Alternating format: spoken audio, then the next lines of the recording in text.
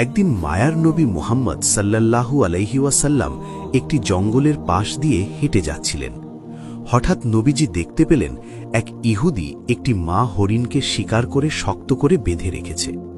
দয়ার নবীকে দেখা মাত্রই হরিণটি রোনাজারি শুরু করল এবং মানুষের ভাষায় বলে উঠল, ইয়া রাসূলাল্লাহ, ইয়া হাবিব আল্লাহ, আজ সকালে আমি আমার বাচ্চাদের বাসায় রেখে খাবারের সন্ধানে বের হয়েছিলাম। হরিণটি বলল, হে আল্লাহর নবী, ওই সময় এই ইহুদি আমার সামনে আসে এবং আমাকে বন্দী করে ফেলে। সকাল থেকে আমি এখানে বন্দী। ইয়া রাসূলাল্লাহ, আমার ছোট ছোট দুধের বাচ্চা আছে, তারা আজ সারাদিন কিছুই খায়নি। আমাকে না পেয়ে তারা হয়তো অস্থির হয়ে পড়েছে, পিপাসায় তাদের বুক ফেটে যাচ্ছে। হরিণটি আকুতি জানিয়ে বলল, ওগো আল্লাহর হাবিব, আমি শেষবারের মতো আমার সন্তানদের সাথে দেখা করতে চাই এবং তাদের দুধ খাওয়াতে চাই। দয়া করে আপনি এর একটা ব্যবস্থা করে দিন। হরিণের এই করুণ আর্জি শুনে দয়াল নবীর অন্তর কেঁদে উঠল। তিনি ইহুদিকে ডেকে বললেন, হে ইহুদি, তুমি কেন এই অবলা প্রাণীটিকে আটকে রেখেছ? ইহুদি উত্তর দিল, আমি একে শিকার করেছি, আর বনের প্রাণী শিকার করা তো আমার অধিকার, তাই আমি একে ছাড়ব না। নবীজি বললেন, তুমি কি দেখতে পাচ্ছ না এটি একটি মা হরিণ? এর স্তন দুধে পরিপূর্ণ, এর বাচ্চারা না খেয়ে কষ্ট পাচ্ছে, তুমি একে একবার সুযোগ দাও। ইহুদি অবজ্ঞার সাথে বলল, আমি এত কষ্ট করে ধরলাম আর আপনার কথাই ছেড়ে দেব?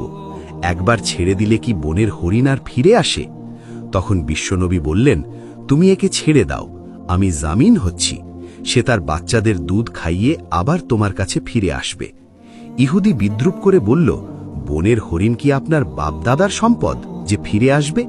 শিকার করা প্রাণী ফিরে আসার কি কোনো নজির আছে? যখন ইহুদি কোনোভাবেই রাজি হচ্ছিল না, তখন নবীজি বললেন, তবে এক কাজ করো, তুমি হরিণটিকে ছেড়ে দাও আর তার বদলে আমাকে এখানে বেঁধে রাখো। হরিণ না ফিরলে তুমি আমাকে সারা জীবন বন্দী করে রেখো। ইহুদি ভাবল এটি ভালো সুযোগ। সে নবীজিকে বেঁধে রেখে হরিণটিকে ছেড়ে দিল। ছাড়া পেয়ে হরিণটি দ্রুত বনের দিকে ছুটে গেল। ইহুদি মনে মনে হাসছিল আর ভাবছিল, এই লোকটির মতো বোকা আর কেউ নেই, একটা বনের প্রাণীর জন্য নিজের জীবন বিপদে ফেলল। ওদিকে মা হরিণ দৌড়ে তার সন্তানদের কাছে পৌঁছল। বাচ্চারা তাকে দেখে বলল, আম্মাজান, আজ কেন এত দেরি হলো? আমরা আপনার জন্য অপেক্ষা করতে করতে ক্লান্ত হয়ে পড়েছি। মা হরিণ চোখের পানি ছেড়ে বলল, ওরে আমার কলিজার টুকরা সন্তানরা, তোমরা তাড়াতাড়ি শেষবারের মতো আমার দুধ পান করে নাও, কারণ হয়তো তোমাদের সাথে আর কোনো দিন দেখা হবে না।